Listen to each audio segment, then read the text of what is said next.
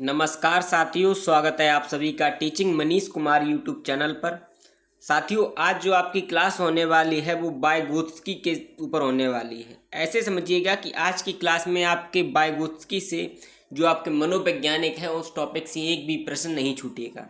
आज पहले हमने इनके बारे में पूरी जानकारी आपको दी है, उसके बाद हमने इनके PYQ क्वेश्चन लिए हैं जो आपके पिछले सालों में एग्जाम में आए हुए हैं। क्लास आप लोगों के लिए काफ़ी ज़्यादा ज़रूरी होने वाली है और हमने अपने नोट्स के साथ में बहुत ही आसान भाषा में इसको समझाया है। ऐसे समझिएगा कि इस क्लास को पढ़ने के साथ में यहीं पर आपको सब कुछ याद हो जाएगा, आप सब कुछ समझ जाएंगे और वाइगोत्स्की से आने वाले जो प्रश्न हैं आपके एग्जाम में वो आप गलत नहीं करेंगे। ठीक है, अपनी अगर बात कर लें तो मैंने स्वयं लगातार 4 बार सीटेट एग्ज़ाम निकाला है और मेरा स्कोर जो है वो हर बार 110 प्लस रहा है। तो मुझे इतना तो पता है कि आप लोगों के लिए जो बेहतरीन कंटेंट है वो किस प्रकार का होना चाहिए और आपको किस तरीके से मिलना चाहिए। उसी तरीके से हम पढ़ाएंगे आपको, उस तरीके से हर चीज़ आपको दी जाएगी जिसके लिए आप बने हैं। जो भी बच्चे चैनल पर नए जुड़े हैं चैनल को सब्सक्राइब कर लेंगे और क्लास को अपने सभी दोस्तों के साथ में शेयर करेंगे ताकि हमें भी लगे कि हमारे जो वीर हैं वो लगातार मेहनत कर रहे हैं।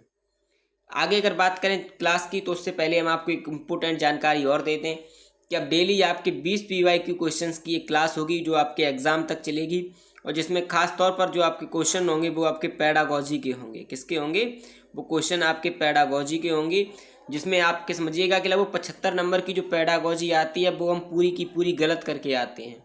तो अगर आप लोग ये क्वेश्चन पढ़ लेते हैं, इन प्रश्नों की सीरीज़ देख लेते हैं तो इन प्रश्नों से आप पेडागॉजी को गलत नहीं करेंगे।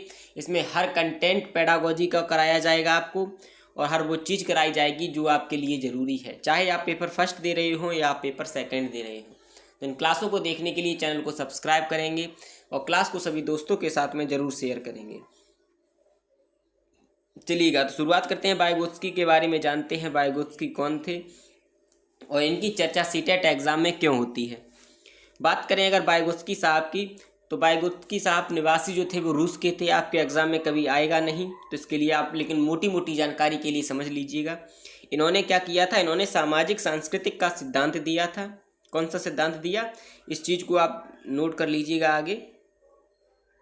इन्होंने सामाजिक सांस्कृतिक का सिद्धांत दिया था, ये लीजिएगा। ठीक है, उसके बाद वाइगोत्स्की ने समाज को काफ़ी महत्वपूर्ण माना। आप ऐसे समझिएगा कि वाइगोत्स्की जो मनोवैज्ञानिक थे उन्होंने समाज और भाषा पर विशेष ज़्यादा जोर दिया था। उन्हें ये लगा और उनका मानना ये था कि समाज और भाषा ही व्यक्ति को आगे बढ़ाती है।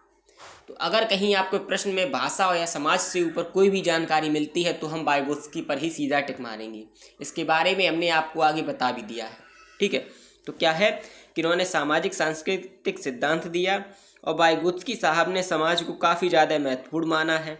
उनका मानना था कि बालक समाज के द्वारा अंतःक्रिया करके बेहतर तरीके से सीख सकता है। यानी कि बच्चा जितने ज़्यादा समाज के साथ में जुड़ेगा, अपने आस पड़ोस के साथ में जुड़ेगा, उतना अच्छी तरीके से बालक चीज़ों को सीख जाएगा। इस चीज़ को इन्होंने महत्वपूर्ण माना है। तो ये चीज़ आप लोग अगर स्क्रीनशॉट लेना चाहें तो स्क्रीनशॉट ले लीजिएगा। वैसे सरल सी चीज़ें थी, इनको हम आसानी से समझ सकते हैं। क्या क्या? पहली चीज़ कि वाइगोत्स्की साहब ने भाषा और समाज को बहुत ज़्यादा ही महत्वपूर्ण माना है। उन्होंने कहा है कि बालक का विकास बेहतर तरीके से तभी हो सकता है जब बालक भाषा और समाज में अपना अच्छा करके आएगा। ठीक है, आगे अगर देखें इनके बारे में तो वाइगोत्स्की साहब के कुछ शब्द हैं। अगर ये शब्द आपके प्रश्न में आपको देखने को मिल जाएं और ये कहा जाए कि ये किसने कहा है तो वाइगोत्स्की साहब का नाम आएगा। अगर कहीं ऐसा हो कि वाइगोत्स्की साहब के बारे में पूछा जाए और ये शब्द दिए जाएं विकल्पों के रूप में, तो आप इन विकल्पों में अगर ये शब्द आपको मिलें तो आप सही का टिक लगा करके प्रश्न अपना सही कर लेते हैं। तो कौन से शब्द हैं उनके बारे में जानेंगे। तो वाइगोत्स्की ने अगर कहीं आपको सांस्कृतिक उपकरण का सिद्धांत मिल जाए, यानी कि आप इससे समझिएगा कि अगर वाइगोत्स्की के बारे में बात चल रही है और आपको सांस्कृतिक उपकरण लिखा हुआ मिल गया प्रश्न में तो आप सीधा समझ जाएंगे कि ये वाइगोत्स्की के का ही है। अगर आपको सांस्कृतिक उपकरण दिया गया है तो आप समझिएगा ये केवल वाइगोत्स्की साहब के लिए ही यूज होगा। समाज आपको देखने को मिल जाए, सामाजिक आपको देखने को मिल जाए, सामाजिक उपकरण आपको देखने को मिल जाए या समाज के द्वारा की जाने वाली क्रियाएं, ये जो शब्द आपको देखने को मिल जाए तो समझिएगा ये वाइगोत्स्की साहब के बारे में ही बात हो रही है और उन्हीं के द्वारा ये सब बताया गया है। ठीक है, तो क्या है कि वाइगोत्स्की ने सांस्कृतिक उपकरण समाज, सामाजिक उपकरण एवं समाज के में की जाने वाली क्रियाएं, यानी कि हर चीज़ में इन्होंने समाज को महत्वपूर्ण माना है। तो आप समझिएगा कि अगर आपको प्रश्न में काफ़ी ज़्यादा आपको सांस्कृतिक उपकरण शब्द मिल गया है कि इसके बारे में किसने कहा है, वाइगोत्स्की के अनुसार सबसे ज़्यादा महत्वपूर्ण क्या है, तो आप कहेंगे सांस्कृतिक उपकरण या समाज। ठीक है, सामाजिक उपकरण या सामाजिक, और या फिर कहेंगे समाज के द्वारा की जाने वाली क्रिया। ऐसे समाज के रिलेटेड अगर कोई शब्द आपको देखने को मिल जाता है तो आप सीधा ही वाइगोत्स्की पर ही टिक लगाएंगे। ठीक है, उसके बाद अगर हमने इसमें लिख भी दिया है नीचे कि अगर उनके प्रश्न में ये शब्द आते हैं तो अब वाइगोत्स्की के द्वारा ही वो कहा गया है, और आप उसको आसानी से टिक लगा देंगे। ये आप लोगों के लिए एक तरीके से मोस्ट इम्पोर्टेंट टिक है, और आपका 1 नंबर या 2 नंबर के जो प्रश्न आते हैं वो इनसे आपके सही हो जाते हैं। जब हमने अपने एग्ज़ाम की तैयारी की थी तो हमने स्वयं इन तरीकों को ही अपनाया। देखिए, सीटेट एग्ज़ाम निकालना उतना ज़्यादा कठिन नहीं है। आप वाइगोत्स्की साहब के बारे में कुछ अलग चीज़ें पढ़ कर आएंगे, बहुत ज़्यादा चीज़ें पढ़ कर आएंगे, लेकिन उससे कोई मतलब नहीं है। जब आपके एग्ज़ाम में पूछा जाने वाली जो जाएंगी चीज़ें वो बहुत ज़्यादा सरल होने वाली हैं, तुम ज़्यादा कठिन चीज़ें क्या पढ़ें। 2 तरीके की तैयारी होती है हमारे हिसाब से, जो हमें लगता है। एक तैयारी जो है, कोई एक बच्चा वो है जो एग्ज़ाम ओरिएंटेड पढ़ता है और कम मेहनत में अपना एग्ज़ाम निकाल जाता है। एक बच्चा जो टॉपर से ज़्यादा मेहनत करता है लेकिन एग्ज़ाम में उसके जो 90 नंबर है वो नहीं ला पाता। तो हमें उस तरीके की मेहनत नहीं करनी है, हमें अपने एग्ज़ाम को निकालना है। और आज के जीवन में सफल वही है जो अपने एग्ज़ाम ओरिएंटेड पढ़ता है। ज़्यादा जानकारी वाइगोत्स्की साहब को लेकर के आप क्या करेंगे, आगे जीवन में आपको कभी काम नहीं आएगी। आपको सिर्फ इतना पढ़ना है कि आपका प्रश्न सही हो जाए। और ये जो तरीका है, अब इनके बारे में हम आपको पूरी डिटेल से बताएं, ये होगा। फिर इसका समाज में, समाज की परिभाषा क्या है, समाज के प्रकार कितने हैं, समाज में लोग कैसे रहते हैं। अगर ये चीज़ें हम पढ़ाने बैठ जाएं तो हमारा कंटेंट तो ज़्यादा हो जाएगा, लेकिन ये चीज़ें आपके कभी काम नहीं आएंगी। ठीक है, इस चीज़ का आप लोग ध्यान रखिएगा कि एग्ज़ाम ओरिएंटेड ही आपको पढ़ना है। इसीलिए हमने आपसे कहा है कि हमसे जुड़िएगा, हम आपको एग्ज़ाम ओरिएंटेड हर वो चीज़ कराएंगे जो आपके इस बार सीटेट एग्ज़ाम जो होगा उसके लिए कंफर्म है कि आपका हो जाएगा। ठीक है, कैसे पेपर लिखना है, कैसे पेपर की तैयारी करनी है, कैसे पेपर को सॉल्व करना है, OMR शीट किस तरीके से भरनी है, हर चीज़ जो छोटी छोटी चीज़ें हैं हमारे एग्ज़ाम को लेकर के उसको बताएंगे। तो ये जो शब्द आपको अगर देखने को मिल जाते हैं तो आप समझिएगा कि आप वाइगोत्स्की साहब के बारे में ही बात चल रही है। ठीक है, इन्होंने 2 विचार दिए थे या कॉन्सेप्ट कहें इनको। पहला था इनका समीपस्थ विकास का सिद्धांत, या हम कहें ZPD। ZPD का मतलब ये होता है कि किसी, मान के चलिए कोई छात्र है तो उसके सीखने और उसके संज्ञानात्मक विकास के बीच जो संबंध है, चाहे जो सीख रहा है, जो उसका उच्चतम स्तर है और उसका जो निम्नतम स्तर है, उसके बीच का जो स्तर है, उसको सिखाने के लिए हम ZPD का प्रयोग करते हैं। वाइगोत्स्की साहब ने कहा था कि वो स्तर जो बच्चे का होता है वही हमारा ZPD कहलाता है। किसी छात्र के वास्तविक विकास स्तर और संभावित विकास स्तर, यानी कि बच्चे का जो वास्तविक में वो पढ़ रहा है और जो पढ़ सकता है संभावित वाला, उसके बीच का जो स्तर होता है वही हमारा ZPD कहलाता है। इस चीज़ को आप समझिएगा, ज़्यादा आपके एग्जाम में ये आया नहीं है। इसके बाद इनका दूसरा जो विचार है या दूसरा जो डेफिनेशन हम आप उनकी कहें वो ज़्यादा आती है आपके एग्ज़ाम में, और इससे लगभग आपके 30 प्रश्न अब तक आ चुके हैं। हम जो आपको 20 क्वेश्चंस वाली सीरीज़ कराएंगे तो उसमें हम कोशिश करेंगे कि आपके ये भी चीज़ें रखें। और पेडागोजी तो आप समझिएगा पेपर फर्स्ट पेपर सेकंड की खास तौर पर रखी जाएगी, चाहे वो पेडागोजी आपकी CDP की हो, आपकी साइंस की हो, आपकी SST की हो, आपकी मैथ की हो, या किसी की भी हो, उसमें हम 75 नंबर आपके पक्के हो जाएंगे, ऐसे समझिएगा। अब बात करें अगर इनकी बारे में कि अगली जो इन्होंने विचार दिया था वो दिया था पाड़ या इसके फोल्डिंग। कहीं कहीं इसका आलम्बन भी आपको देखने को मिल जाता है, कहीं कहीं आलम्बन भी देखने को मिल जाता है ये शब्द। तो ये 3 शब्द आप लोग ध्यान रखिएगा। ठीक है, अब अगर बात करें इनके बारे में तो जो बड़ों के द्वारा जो सहायता दी जाती है, आप ऐसे समझिएगा कि कोई छोटा बालक है आपके घर में, उसने बहुत ही छोटी चीज़ समझ के चलिएगा कि जैसे आपके घर में नई बाइक आई, एक बच्चा है वो बाइक चलाना सीख रहा है, तो आपने उसकी थोड़ी मदद की, बेटा ये गियर है, ये क्लिच है, ये ब्रेक है, इस तरीके से बताया, और आपने एक राउंड उसको मतलब कि वो चक्कर लगा रहा, आप पीछे बैठ के चले गए। उसके बाद बालक जो मोटरसाइकिल चलाना सीख जाता है, ठीक है, उससे पहले जो आपने उसे समझाया है, जो उसकी सहायता की है बाइक चलाने में, वही हमारी पाठ कहलाती है। यानी बड़ों के द्वारा जो सहायता की जाती है बच्चों को सिखाने के लिए, वही हमारी पाठ या इसकी फोल्डिंग या हम कहेंगे आलम्बन कहलाता है। ठीक है, मान के चलिए यदि कोई बच्चा साइकिल चलाना सीखता है तो बड़ों के द्वारा जो उसको पीछे नहीं पकड़ लेते हैं केरियल से, बच्चा साइकिल साध लेते हैं, फिर धीरे धीरे बच्चा साइकिल चलाना सीख जाता है। उसके बाद तो ये जो चीज़ें होती हैं वही हमारी क्या कहलाती है, पाठ कहलाती है। अब आगे इसमें समझते हैं कि इसके फोल्डिंग, यहाँ पे इसके है, ठीक है, यहाँ पे क्या है, इसके है। इसके फोल्डिंग में बालक पूरी समस्या का आप समाधान नहीं करेंगे, आप उसकी केवल सहायता करेंगे। मान के चलिए कोई बच्चा जैसे कि जोड़ कर रहा है और उसे पता नहीं है कि 6 + 8 कितना होता है, तो आप उसे पूरा आंसर नहीं बता देंगे, 14 होता है। आप उसकी जगह पर एक दूसरा सवाल लेंगे, जैसे मान के चलिए आपने 2 + 3 ले लिया, सरल सा ही लेकर चलते हैं। इसके बारे में आपने उसको थोड़ी हिंट दी कि ऐसे हो सकता है, या इसी सवाल में आपने उसको थोड़ी हिंट दी, बेटा ये ऐसे ट्राई करो। तो ये जो आप उसको उत्तर नहीं बता रहे पूरा, आप उसकी सहायता कर रहे हैं, आप उसका मार्गदर्शन कर रहे हैं। तो बड़ों के द्वारा जो मार्गदर्शन किया जाता है कि आप इस चीज़ को ऐसे हल कर सकते हैं, वही हमारी इसके फोल्डिंग कहलाती है। समझ में आ गया आप लोगों को? ठीक है, इसमें बड़ों के द्वारा केवल मार्गदर्शन किया जाता है, उनकी समस्या का पूर्ण रूप से समाधान नहीं किया जाता। इस चीज़ को आप लोग समझिएगा।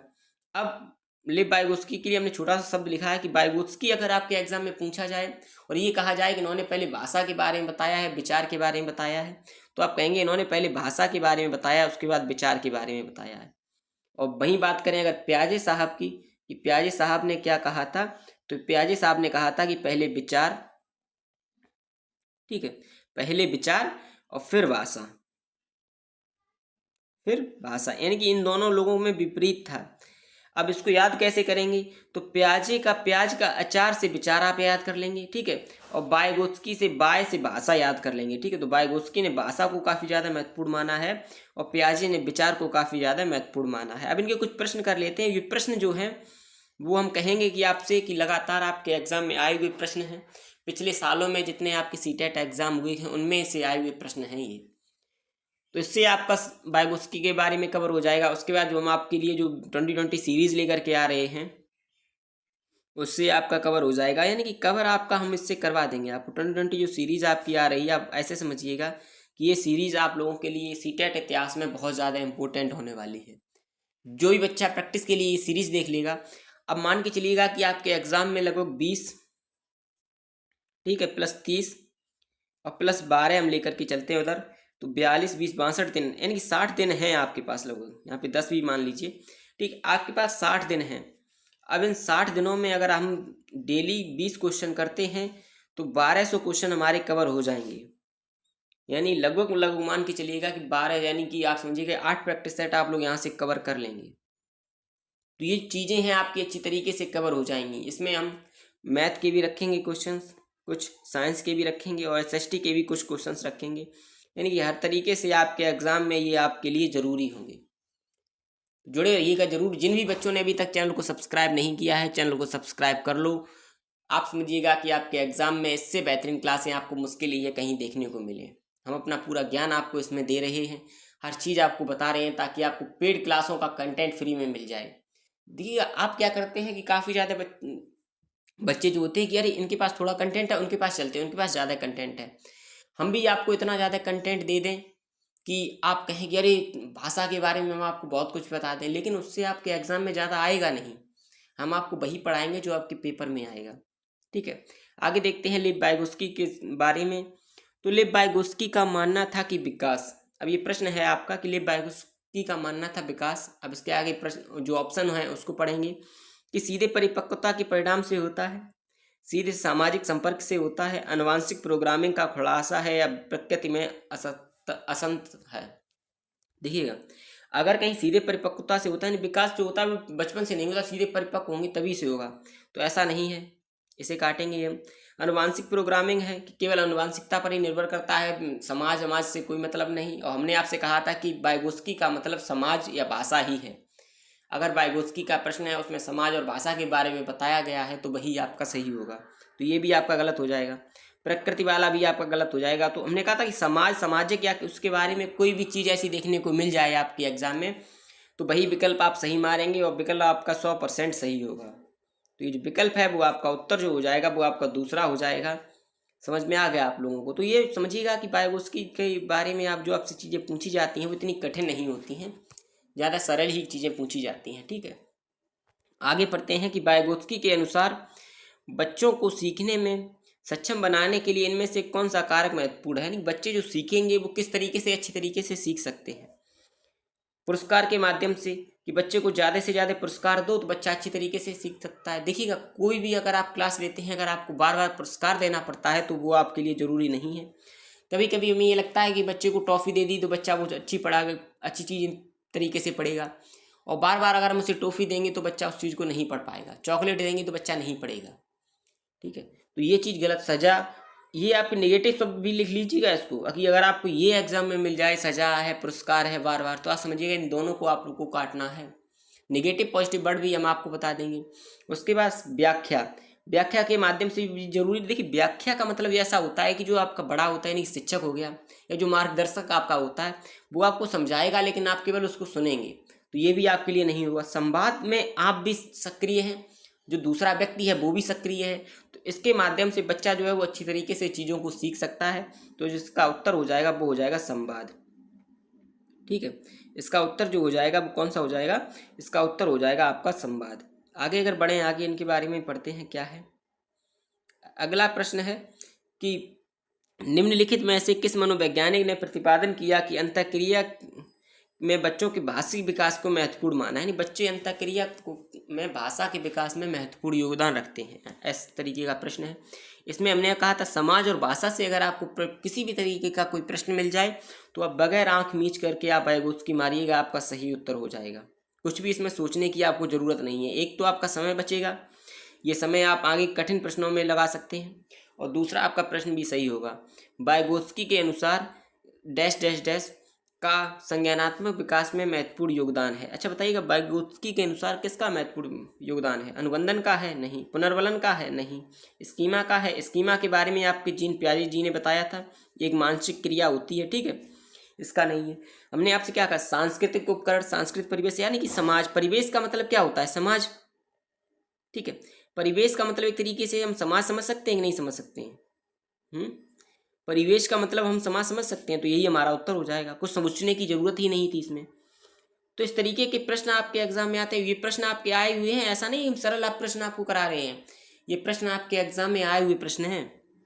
वाइगोत्स्की के अनुसार बच्चे के संज्ञानात्मक क्षमता पर अपने से अधिक योग्य व्यक्ति के द्वारा, यानी कि अपने से जो अधिक जानकार व्यक्ति है, योग्य व्यक्ति है, के साथ अंतःक्रिया अगर व्यक्ति करेगा तो उसका क्या प्रभाव पड़ेगा।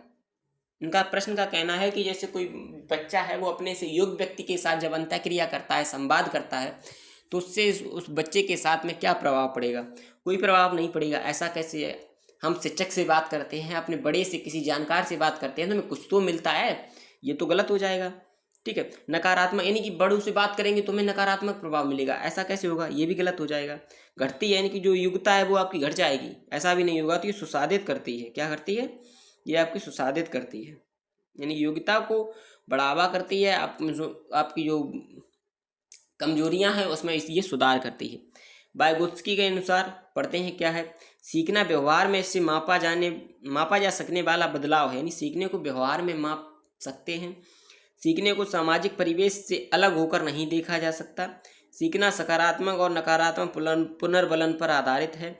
सीखने में ध्यान केंद्रित करने की प्रक्रिया एवं स्मृति का भंडार है। तो ये भी नहीं कहेंगे हम, ये भी नहीं कहेंगे क्योंकि इसमें कहीं भी समाज के बारे में कोई बात नहीं हो रही है, और ये भी नहीं करेंगे। लेकिन इसको हम टिक मार देंगे क्योंकि इसमें समाज के बारे में बात कर रही है कि सीखने को सामाजिक परिवेश से अलग होकर नहीं देखा जा सकता। सही बात है। वाइगोत्स्की के अनुसार तो यही है कि समाज ही सर्वोपरि है, हमें समाज और भाषा से ही चीज़ों को सिखाना है। तो ये हमारा जो विकल्प है वो सही हो जाएगा। तो आप समझिए कितनी साधारण सी चीज़ें हैं और कितनी शानदार चीज़ें हैं, और ऐसे ही प्रश्न आपके एग्जाम में आएंगे बच्चा। आप अगर ये समझ रहे हैं कि बहुत हैवी तैयारी करनी है, सीटेट बहुत है, एग्जाम कठिन है, देखिए कठिन है लेकिन उनके लिए है जो सही मार्गदर्शन में नहीं है। आप समझिएगा कि लाखों बच्चे पढ़ रहे हैं, करोड़ों बच्चे पढ़ रहे हैं, लेकिन एग्जाम कुछ ही बच्चों का निकल रहा है। तो ये जो मार्गदर्शन है सीटेट एग्जाम के लिए वो काफ़ी ज़्यादा जरूरी है। संकेत एवं अन्य तरीकों के द्वारा बच्चों को जो जरूरत पड़ने पर जो मदद की जाती है वो किसके कारण होती है? तो हम कहेंगे वो पाठ के द्वारा होती है। ठीक है, ये तीनों आपके विकल्प नहीं होंगे, इसके बारे में हमने डिटेल में आपको पीछे बताया था, और ये हर चीज़ के बारे में हम आपको पीछे बता भी चुके हैं। वाइगोत्स्की के अनुसार भाषा और विचार में के बीच क्या संबंध है? अच्छा, ये प्रश्न हमने आपको कराया था लास्ट वाली PDF, जो इसमें लास्ट वाला जो बचा था कॉलम, उसमें कि वाइगोत्स्की के अनुसार भाषा और विचार के बीच क्या संबंध है। विचार भाषा को आकार देती है, विचार बड़ा है भाषा छोटी है, ऐसा तो नहीं कहेंगे हम। भाषा और विचार स्वतंत्र। अगर आपको ये मिल जाए ना तो आप सीधा काटिएगा, भाषा विचार स्वतंत्र नहीं है बच्चा। ठीक है, भाषा विचार को आकार नहीं देते, ये भी नहीं कह सकते हैं कि देते हैं नहीं देते हैं, पता नहीं। लेकिन ये हम जरूर कह सकते हैं भाषा और विचार जटिल तरीके से, जटिल प्रक्रियाएं हैं, एक दूसरे को संशोधित करती हैं। ऐसे समझिएगा कि भाषा और विचार एक दूसरे में सम्मिलित हैं, एक दूसरे से मिली हुई हैं। अगर कोई ये प्रश्न आपसे ये कहता है कि भाषा और विचार एक दूसरे से मिले हुए नहीं हैं, एक दूसरे से परस्पर निर्भर नहीं है, तो आप उसको गलत लगाएंगे। या ये कहता है कि भाषा और विचार एक दूसरे से स्वतंत्र हैं, तो आप उसको गलत लगाएंगे। भाषा और विचार एक दूसरे से अंतःक्रिया करते हैं, एक दूसरे के साथ में जुड़े हुए हैं। ठीक है, इसका आप सही टिक मारेंगे। तीसरा, आगे बढ़ते हैं। अगला जो है आपका प्रश्न वो है कि वाइगोत्स्की के अनुसार संज्ञानात्मक विकास को सुगम बनाने के लिए शिक्षक की क्या भूमिका है, यानी कि शिक्षक को किस तरीके से होना चाहिए वाइगोत्स्की के अनुसार, ताकि बच्चा अच्छी तरीके से चीज़ों को सीख जाए। छात्र को जानकारी प्रदान करने वाला होना चाहिए। ठीक है, दूसरा है आलम्बन के माध्यम से छात्र को सीखने को मार्गदर्शन एवं और समर्थन करने वाला होना चाहिए। अगला है आपको छात्र को पूरी तरह से स्वतंत्र रूप से सीखने में अनुमति दे जो। और अगला है कि केवल उन्हीं कार्यों को देना जो छात्र वर्तमान रूप से कर सकते हैं, यानी कि छात्र जोड़ घटाना कर सकते हैं तो केवल उन्हें जोड़ घटाना ही देना। अब इस तरीके के प्रश्न में हमें लगता है कि हमारी चारों विकल्प सही हैं, इनमें से कौन सा विकल्प हम सही लगाएं, तो इसका सबसे अच्छा तरीका हम आपको यहाँ पे समझाते हैं। इससे आप प्रश्न कभी गलत नहीं करेंगे। देखिए, अगर कहीं आपको एग्जाम के विकल्प में केवल देखने को मिल जाए तो 90% अगर प्रश्न आपका सकारात्मक है तो विकल्प आपका गलत हो जाएगा, आप उसे काट देंगे। दूसरी चीज़, अब पहले विकल्प से शुरू करते हैं कि छात्र को जानकारी और ज्ञान प्रदान करना। देखिए, छात्र को जानकारी और ज्ञान प्रदान करना टीचर का काम है, लेकिन इससे अच्छा विकल्प कोई मिल सकता है क्या? आलम्बन के माध्यम से छात्र के सीखने में मार्गदर्शन और समर्थन करना। आलम्बन, स्कैफोल्डिंग या पाठ, हमने तीनों के बारे में बताया था, जिसके बारे में जीन प्याजी साहब ने बात की थी। हमने कहा था देखिए, बच्चे को अगर पूरी चीज़ें लगातार, यानी कि कोई बच्चा पढ़ रहा है आपके साथ में, आपने उसे जोड़ घटाना उसे नहीं करने दिया, खुद किया, तो उससे बच्चा उतनी अच्छी तरीके से नहीं सीखेगा। ऐसे समझिएगा कि 2 बच्चे मान के चलिएगा आपने ले लिए। पहला बच्चा क्या किया आपने, उससे आपने जोड़ दिए, बोर्ड पर कर दिए, अच्छी तरीके से समझा दिया, सब कुछ कर दिया। दूसरा बच्चा, उसे आपने जोड़ दिया लेकिन आपने उसे थोड़ा सा समझाया कि इस तरीके से होगा, और बच्चा स्वयं कर रहा है, तो जो दूसरा बच्चा है वो अच्छी तरीके से चीज़ों को सीखेगा। तो टीचर जो है वो बच्चे को सुगम बनाने के लिए, एक अच्छी शिक्षा के लिए क्या कर सकता है, एक आलम्बन का काम कर सकता है, कि इसके फोल्डिंग का या मार्गदर्शक का एक काम कर सकता है। इसमें छात्र को पूरी तरीके से स्वतंत्र तरीके से, अगर छात्र सीखेगा, पूरी तरीके से स्वतंत्र हो जाएगा, तो वो सीखेगा क्या फिर? ठीक है, और छात्र को जानकारी ये भी नहीं होगा, तो हम इसमें बी विकल्प जो है हमारा वो सही हो जाएगा, वही हमारा उत्तर हो जाएगा। क्लास आपकी यहीं तक थी। क्लास आपको कैसी लगी हमें ज़रूर बताइएगा। 2020 सीरीज़ आप लोगों के लिए आ रही है, जो काफ़ी ज़्यादा ज़रूरी है आपके एग्ज़ाम के लिए, और हम कहेंगे कि ये आपके लिए वर्ल्ड कप है एक तरीके से, इसकी ट्रॉफी आपको लेनी है। सीटेट एग्ज़ाम में जो आपके 90 नंबर आपको लाने हैं, तो टारगेट पहले रखिएगा 130 का बेशक रखिएगा, लेकिन अब सबसे बड़ी समस्या हम आपको यहाँ पे बता दें, थोड़ी बात कर लें अगर आपसे, तो हम सीधा 130 की तैयारी करने लगते हैं, हम 90 के बारे में नहीं सोचते। पहले 90 नंबर की तैयारी करो, उसके बाद 130 नंबर की आप लोग तैयारी करेंगे, सीधा 130 के बारे में नहीं सोचेंगे। इस चीज़ का भी ध्यान रखिएगा। जो भी बच्चे चैनल पर नए हैं, चैनल को सब्सक्राइब कर लेंगे। ठीक है, क्लास को अपने सभी दोस्तों के साथ में शेयर करेंगे, रिश्तेदारों के साथ में शेयर करेंगे। जो भी बच्चा सीटेट एग्ज़ाम की तैयारी कर रहा है उसके बाद क्लास को भेजेंगे। आप लोगों के सहयोग के साथ में ही लगेगा कि हाँ, हमारे जो वीर हैं वो लगातार मेहनत कर रहे हैं, हमें भी उनके लिए और अधिक प्रयास करना है। क्लासें आपकी शुरू हो चुकी हैं, क्लासें आपको लगातार मिलती रहेंगी, और इस बार का बेहतरीन कंटेंट आपको दिया जाएगा। ध्यान रखिएगा अपना, पढ़ते रहिएगा, जुड़िएगा हमारे साथ, और बोलिएगा जय हिंद।